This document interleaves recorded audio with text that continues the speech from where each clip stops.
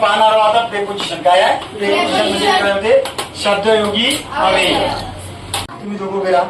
झालं फर्स्ट. हा एक example. I stood between Rahil and Ansh. मी कोणाच्या मदत उभा होता. राहिल अँड अंश. मी याच्यासाठी वापरला काय शब्द, कोणता वापरला मधामध्ये. बिटवीन. काय वापरला.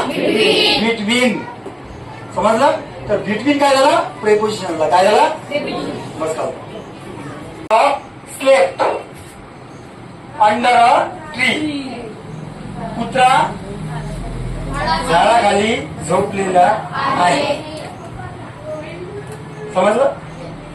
याचा जे प्रेपोजिशन आहे ते काय आहे, अंडर. काय आहे ते, under. Under, on, about, over, in, into, from, by, हे सर्वचे सर्व काय आहे, प्रेपोजिशन आहे. काय आहे, प्रेपोजिशन. आपण हे वाक्यानुसार पाहू म्हणा, सेंटेन्सनुसार पाहू, तुम्हाला समजून जाणार आहे. फक्त एवढं आहे का, वाक्यच पाहू नका, त्याचा अर्थ काय होते, ते कसा प्रिपोजिशन यायला लागले ते पण पहा. ठीक आहे. अंडर म्हणजे काय होते, खालतं.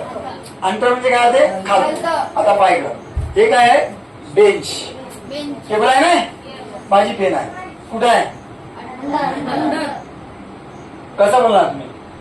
Pen under the table. Pen under the table म्हणजे पेन कुठं आहे, खालतं आहे. कोणाच्या, टेबलच्या खालतं आहे. आता हे पेन टेबलच्या वरता आली बाबू. कुठं आली, वरता. हवेमध्ये आहे का चिटकून आहे. आयुष भाई कैसी है पेन, चिटक के है क्या, चिटक गई ना उसको, है ना, इस पे थमी भी है ना.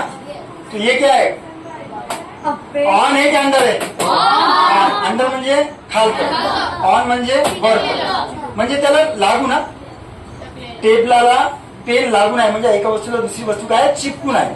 म्हणजे काय आहे, ऑन आहे. काय आहे, ऑन. इथे द्या पास दुसऱ्या सेंटेन्स पहा. A book is on the table.